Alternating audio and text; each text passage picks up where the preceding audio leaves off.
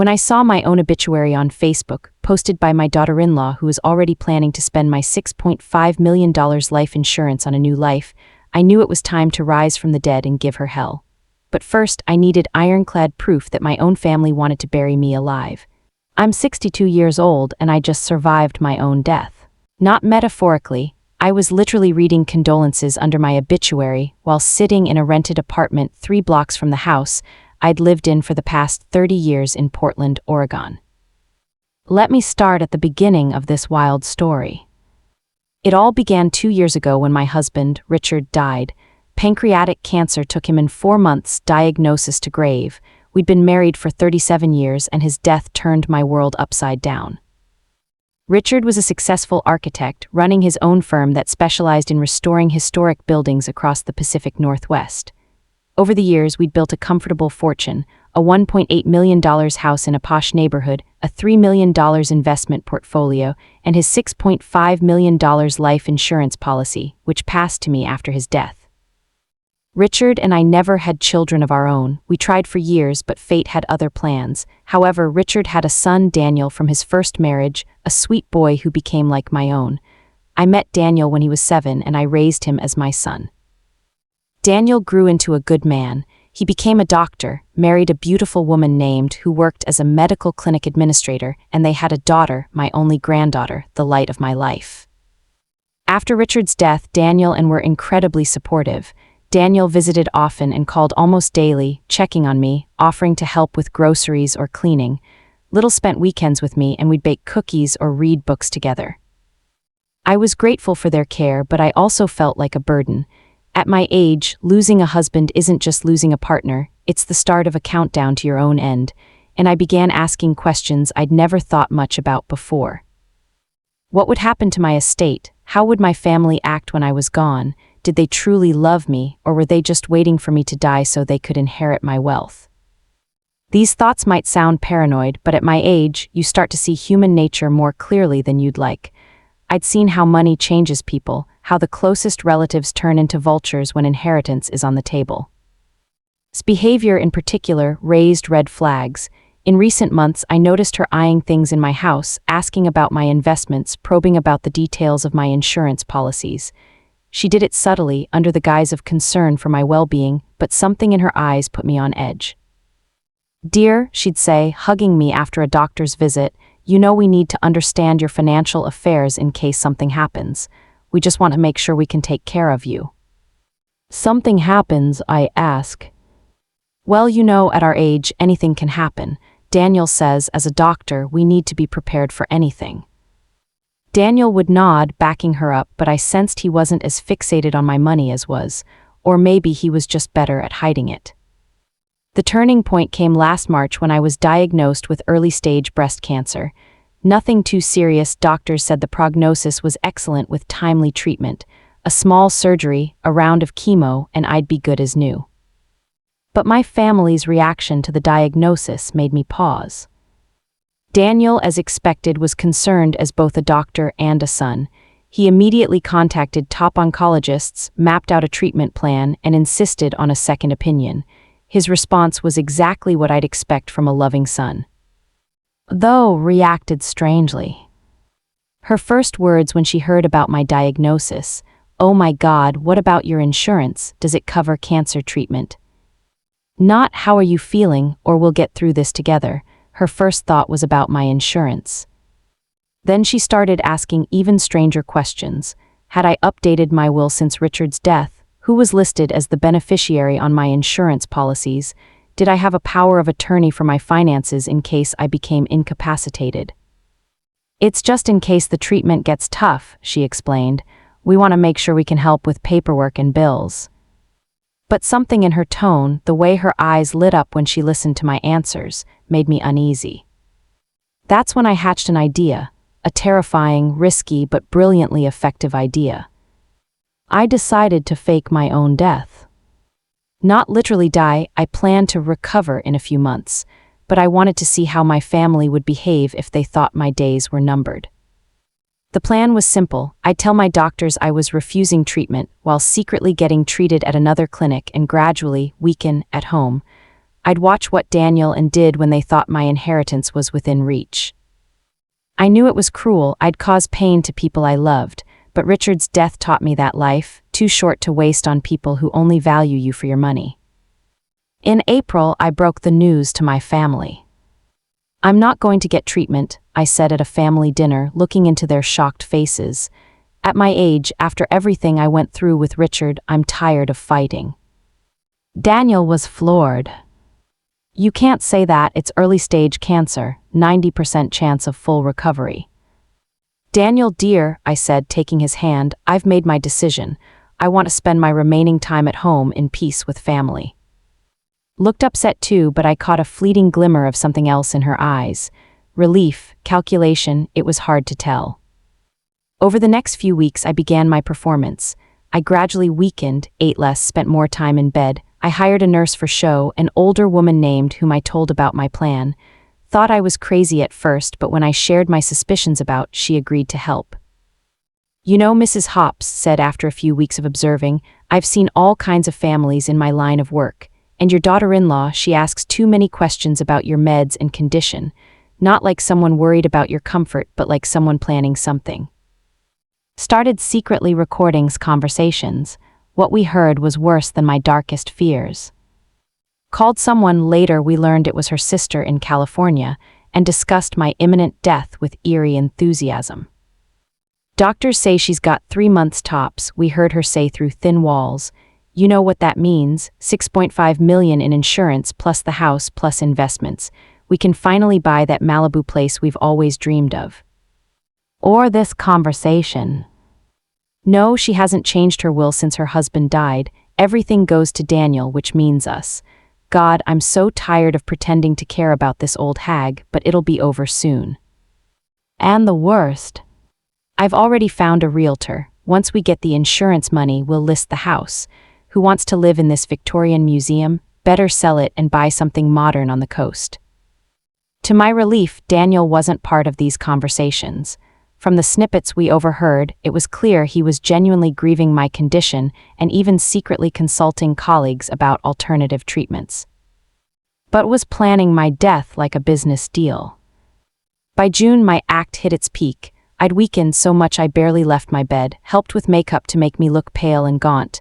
Daniel visited daily, sometimes crying while holding my hand. Came too, but her visits grew shorter and more perfunctory. Then something happened I hadn't anticipated, even in my worst nightmares.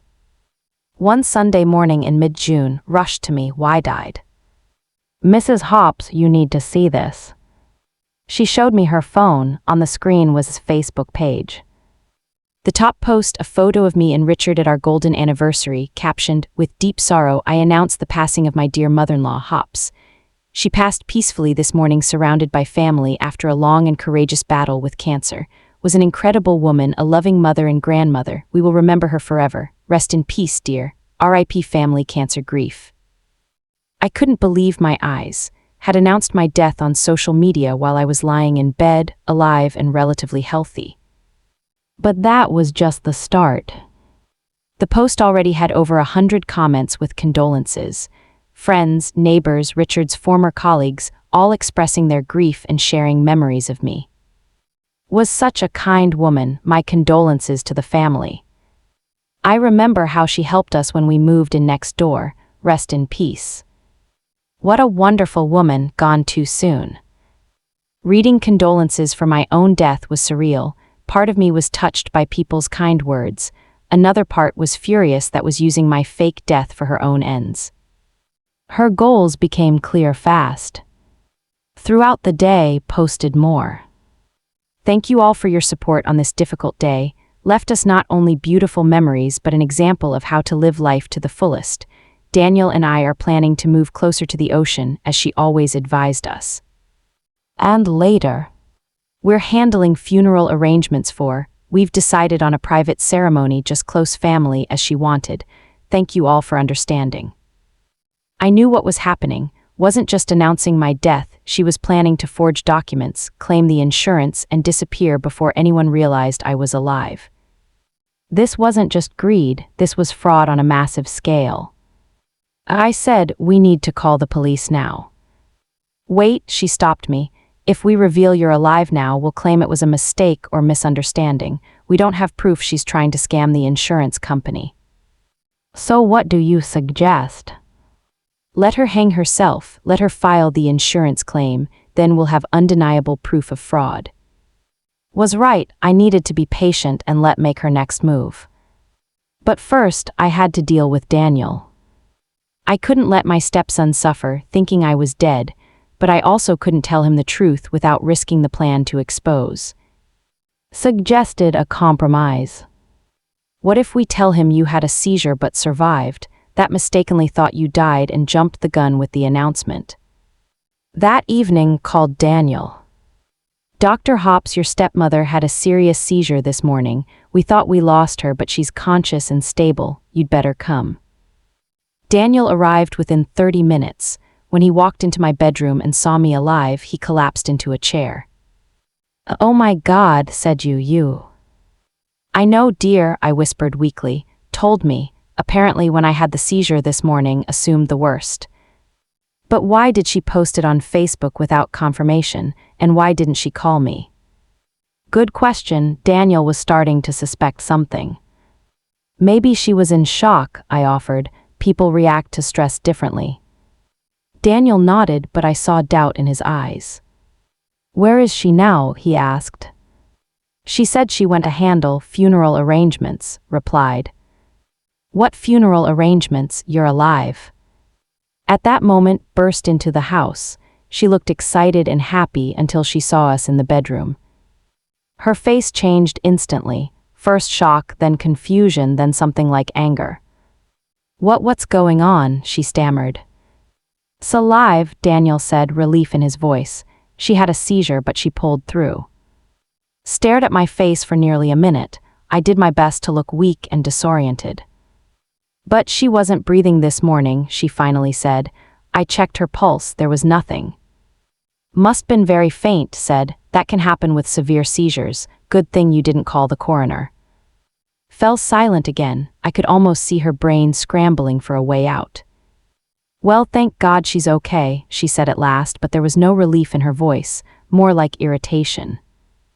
Daniel said, you need to delete that Facebook post. People think's dead. Yes, of course, she agreed quickly. I'll fix it now. But she didn't. When we checked an hour later, the post was still up, racking up more condolences. The next day intercepted a phone call that sealed fate. She was talking to someone from the insurance company. Yes, my mother-in-law passed yesterday morning from cancer complications. Yes, I have all the necessary documents. A nurse witnessed it. No, we haven't contacted the coroner yet. Wanted to reach out to you first. Recorded the entire call. Wasn't just announcing my death on social media. She was actively trying to collect the insurance payout, knowing I was alive. This was fraud, plain and simple. But we needed more evidence. Suggested installing hidden cameras around the house to record conversations with Daniel or her phone calls. Over the next few days, we collected a damning collection of recordings. On a call with her sister. The old bat's still breathing, but barely. I think this week's it. I've already filed preliminary papers with the insurance company, said she's dead. When she actually dies, I'll just confirm the date. Talking to a realtor. Yes, the house will be on the market soon. The owner won't be here much longer. You can start preparing the paperwork. Discussing plans for the money with someone. 6.5 million is just the start, plus the house for 2 million plus investments. We're looking at about 10 million total, enough for a Malibu place and for Daniel to open a private clinic. But the worst was yet to come. A week after my resurrection, tried to speed things up. Caught her in my bedroom at night, was holding a pillow standing over my bed. What are you doing? Whispered. Flinched and turned around. I was just fixing her pillow. She was sleeping restlessly. At 3 in the morning. I couldn't sleep, I was worried about her. Didn't buy a word of it. The next morning, she showed me footage from the bedroom's security camera. The video clearly showed creeping to my bed with a pillow and raising it over my face. If hadn't walked in, who knows what would happened. Mrs. Hops said she tried to kill you, really kill you. I knew the game had gone too far, it was time to end the charade. But before going to the police, I wanted definitive proof that was planning murder for money. Suggested baiting her into confessing. What if I tell her you're in a coma with no chance of recovery? She might let her guard down and say something incriminating. The next day played her part for her. Mrs., I'm afraid I have bad news. His condition took a sharp turn last night. She's in a coma. The doctor says it's a matter of hours, maybe days. This reaction was vile. Finally, she exclaimed, forgetting to fake grief. I mean, of course, it's very sad, but maybe it's for the best. She won't suffer anymore. Then she said the words that sealed her doom. When she passes, I want you to document the time of death, officially, for the insurance company. I'll pay you well to keep quiet about the details of her condition these past weeks. What details? Asked. You know how she was sometimes lucid, saying strange things. It's better if the official record says she's been in a coma for 2 weeks. Makes the inheritance smoother. Recorded every word. Then made an offer that turned greed into straight-up incitement to murder. Isn't there a way to help nature along? You have access to medications, something that speeds things up but leaves no trace. You're asking me to kill her? Asked, stunned. Not kill, just help her go peacefully. She's dying anyway, and we'll all get what we deserve. What do I deserve? $50,000 for your cooperation, cash, right after the insurance payout. That's how my daughter-in-law offered a nurse $50,000 to murder me. We had all the evidence we needed. It was time to rise from the dead for real. And I planned a dramatic reveal. We invited Daniel into a family meeting to supposedly discuss my final wishes. On the day they arrived at the house, looked impatient, probably thinking she'd finally get access to my financial documents. Daniel was somber, clearly grieving. He genuinely cared about me. Where's, he asked, how's she doing? You'll see, replied cryptically, leading them to the living room.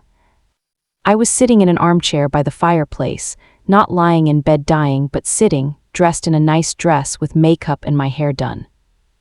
Daniel froze.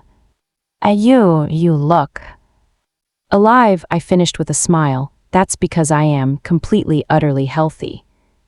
Went pale. What's going on? She whispered. What's going on is I learned the truth, I said, staring straight at her. The truth about who in my family actually loves me and who's just waiting for me to die for money. Daniel still didn't get it. I don't understand, said you were in a coma, that the doctors gave no hope. Said what I asked her to say, I explained. You see, Daniel, for the past few months I've been conducting a little experiment. I wanted to see how my family would act if they thought I was dying. Tried to regain control. What are you talking about? We were all worried about you, caring for you. Caring? I cut her off. Dear, care to explain why you announced my death on Facebook last week? The silence hung like fog. Daniel slowly turned to his wife. What's she talking about? Opened and closed her mouth, speechless. Or maybe, I continued, you'd like to explain why you called the insurance company to file a claim on my husband's policy. I did. Or tell us about your chat with the realtor about selling my house. Daniel looked like he'd been hit with a sledgehammer. Is this true? Instead of answering, went on the attack. You're sick, you're paranoid, I never. I said calmly, please play the recordings. Pulled out a recorder and pressed play. As a voice filled the room. The old bat's still breathing, but barely. I think this week's it. I've already filed preliminary papers with the insurance company, said she's dead. Daniel turned white. That's your voice, he whispered, staring at his wife. Daniel, I can explain. And this, I said as played another clip. 6.5 million is just the start, plus the house for 2 million plus investments. We're looking at about 10 million total, enough for a Malibu place. Enough, screamed, stop it. Not yet, I said coldly. Play the last one, the one where she offers you money to kill me. When's voice came through, offering 50 grand to help nature along, Daniel sank onto the couch. Oh my God, he whispered. Oh my God, what have you done? Knew the game was up, her face twisted with rage. You sneaky old bitch, she snarled at me. You set me up, you pretended to be dying to trap me.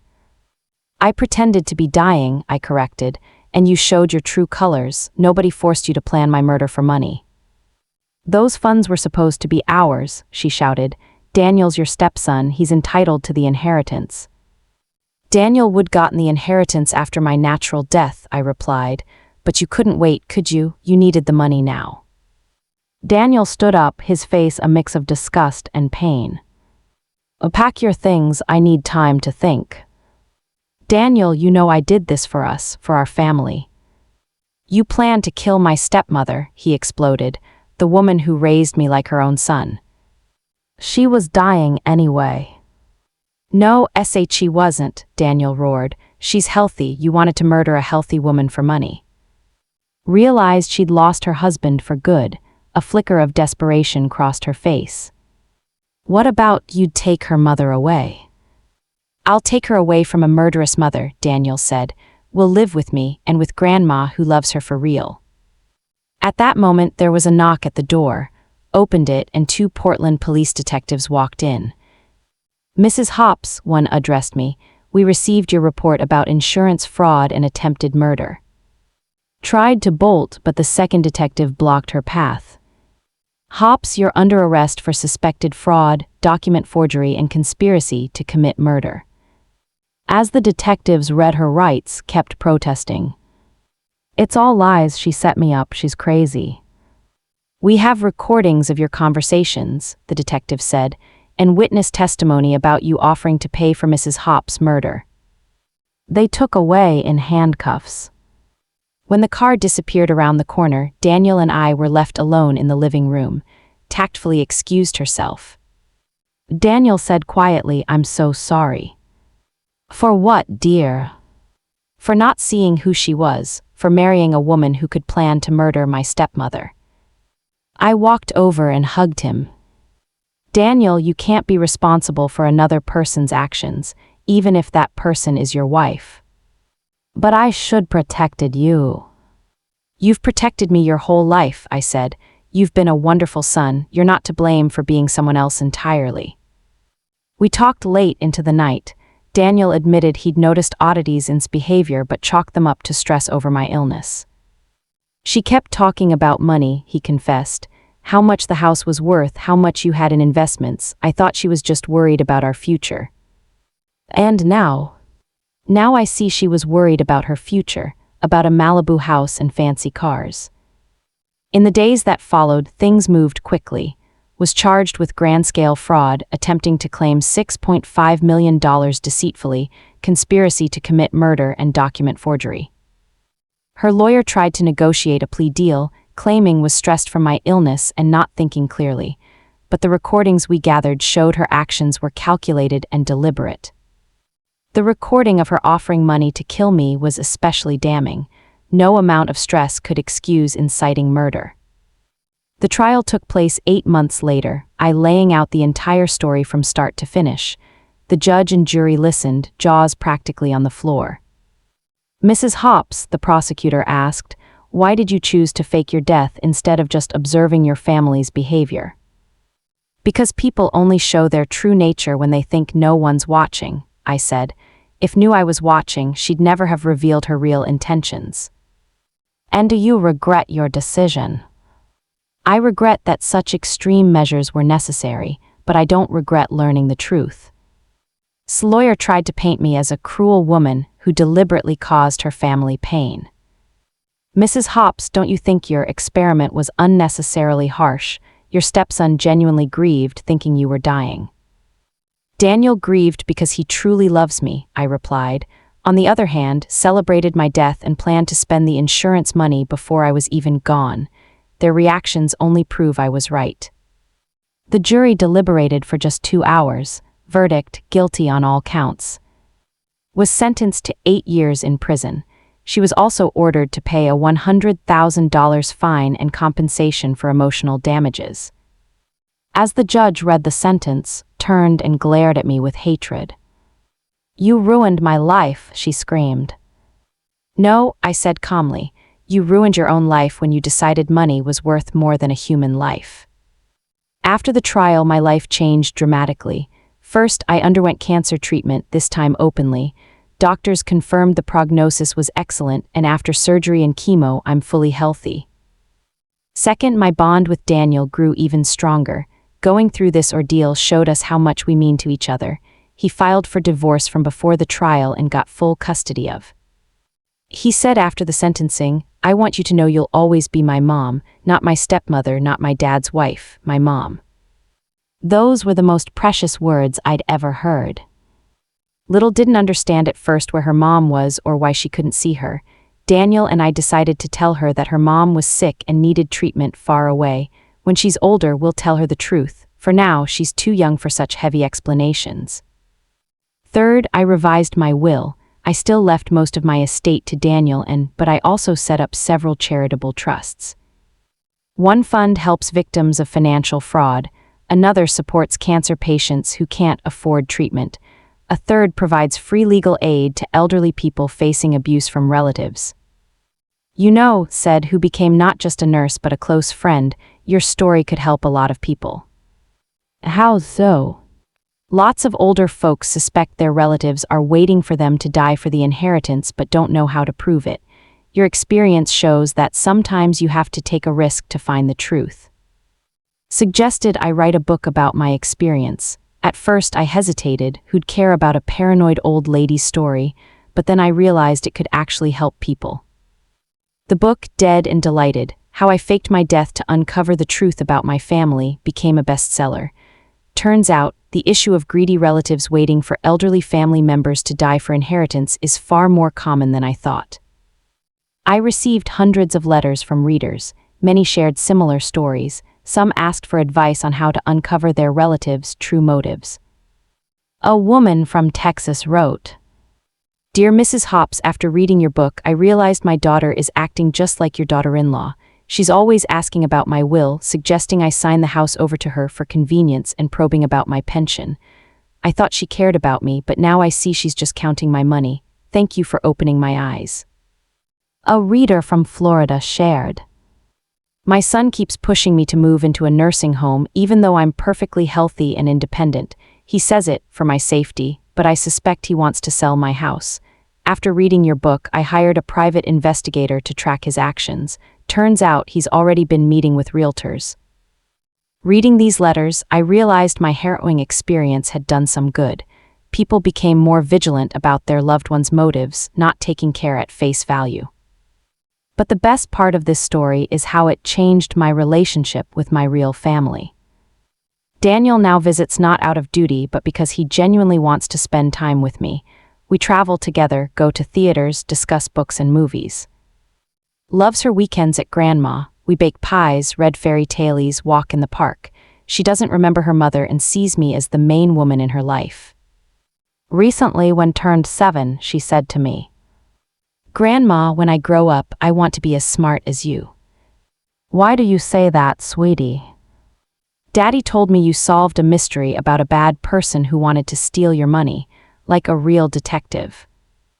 Daniel had apparently adapted my story for a child's understanding, and you know what, that might be the best way to tell it.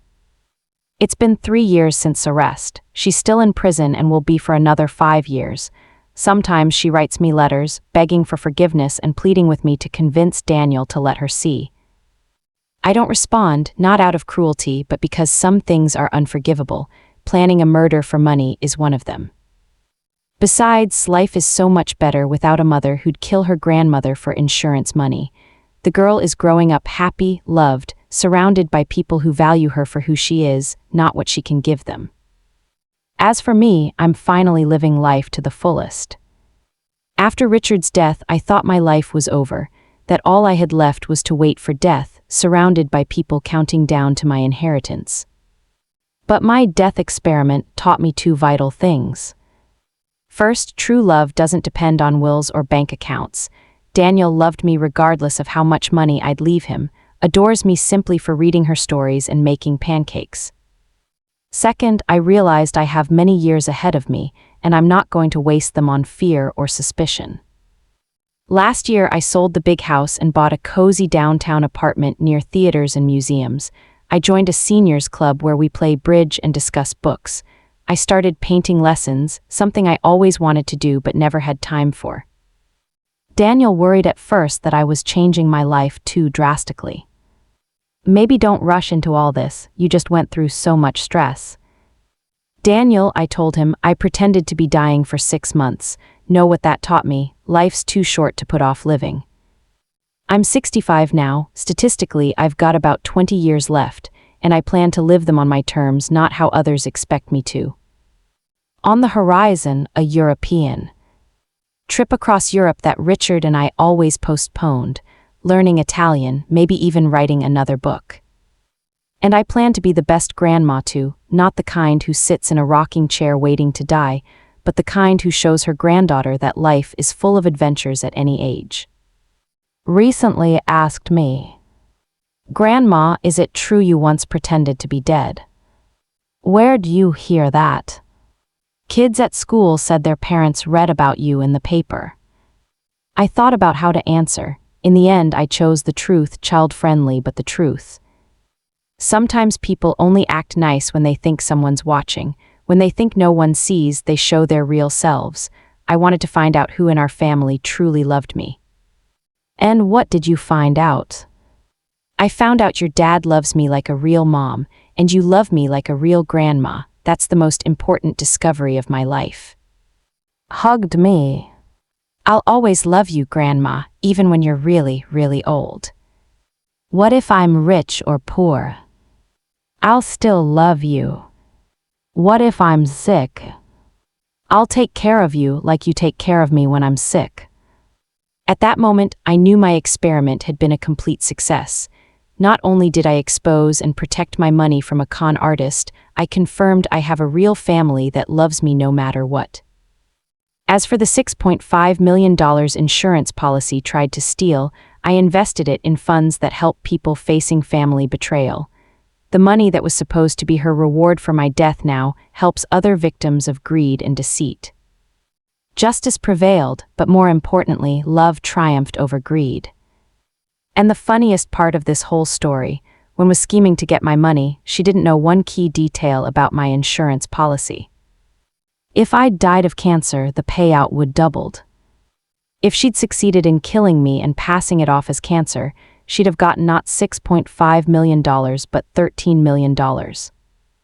Luckily, she'll never know, and I plan to spend that money on what truly matters: love, care for my real family, and helping others. Because in the end, the only wealth that matters isn't the numbers in your bank account. It's the number of people who genuinely grieve when you die and rejoice when you live. And I have more of those people than I ever imagined. That's the greatest treasure anyone could want at any age. What did you think of my story? Let me know in the comments, and don't forget to subscribe for more stories like this. Until next time.